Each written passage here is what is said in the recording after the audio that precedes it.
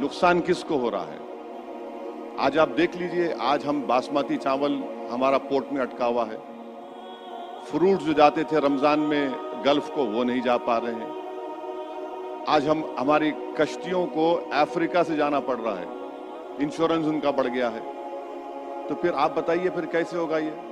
और दूसरी बात, आपका सवाल का दूसरा हिस्सा, मेरे को एक बात बताइए, उत्तम नगर में क्या मुसलमानों को ईद मनाने के लिए हाईकोर्ट जाना पड़ता है?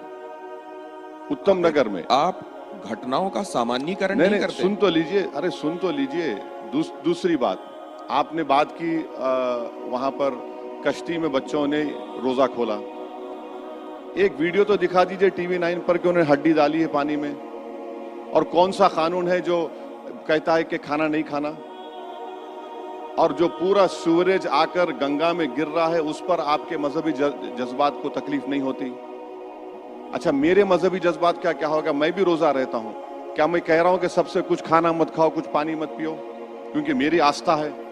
मैं तो ये नहीं कह रहा हूं ना किसी से। नहीं, लेकिन आपने पहले नहीं, सुनिए, आपको तो पहले बोलना नहीं चाहिए था कि मैं ये सब कर रहा हूं, आपने बोल दिया। मगर मैं आपसे तो नहीं कह सकता ना कि सर आप जब तक दिन आप मेरे सामने पानी मत पीजिए। ये कौन सा ऐसा माहौल बना दिया जा रहा है कि आपकी आस्था इंपॉर्टेंट है, मेरी नहीं है? नहीं, आपने दो चीजें। अच्छा, और एक चीज सुन लीजिए, ये कौन सा पुलिस का इंस्पेक्टर है जो कहता है कि जिसको ईरान जाना ईरान चले जाओ? सुप्रीम कोर्ट के जज ने कहा कि उनकी बेटी की दोस्त मुसलमान थी, उसको घर नहीं मिलता है। सुप्रीम कोर्ट के जज ने कहा उनकी बेटी की दोस्त मुसलमान है, उसको घर नहीं मिलता है। आप उठाकर देख लीजिए, यही तो सब हो रहा है ना। तो आप दुनिया भर अच्छा, में... फिर इलाहाबाद हाई कोर्ट ने कहती है कि प्राइवेट प्रॉपर्टी में आप नमाज पढ़ सकते, क्या आप किसी और धर्म के लोगों को रोक सकते? ये इलाहाबाद हाई कोर्ट ने कहा। इन शॉर्ट ये बता रहा हूं कि ये हाल देश का है। मैं ये कह रहा हूं आपसे कि आप घटनाओं का सामान्यीकरण क्यों करते हैं? कुछ एक घटनाओं को आप ये क्यों कहते हैं कि ये तो पूरे कुएं में भांग घुली हुई है?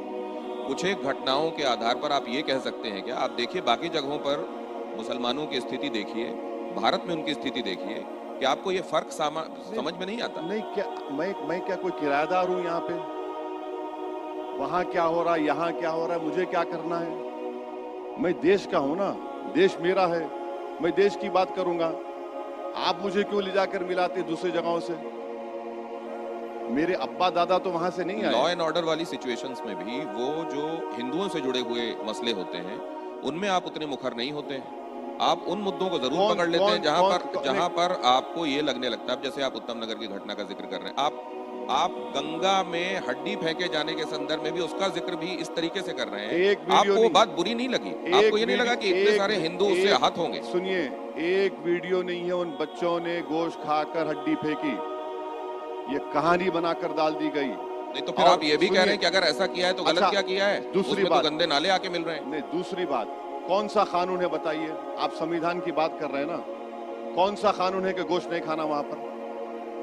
कौन सा कानून है बताइए आप? भावनाओं को आहत करने वाला कानून है? नहीं, धार्मिक भावनाओं को आहत करने वाला कानून है? बिल्कुल नहीं, देश भावनाओं से नहीं चलता। आप अपने आप को कॉन्ट्रडिक्ट कर रहे हैं। ये तो कानून है। अरे, आप धार्मिक भावनाएं किसी की आहत नहीं कर सकते। गंगा जी, गंगा माँ हिंदुस्तान के लिए, भारत के लिए, हिंदुओं के लिए, सनातनियों के लिए क्या है, आपको बताने की जरूरत है?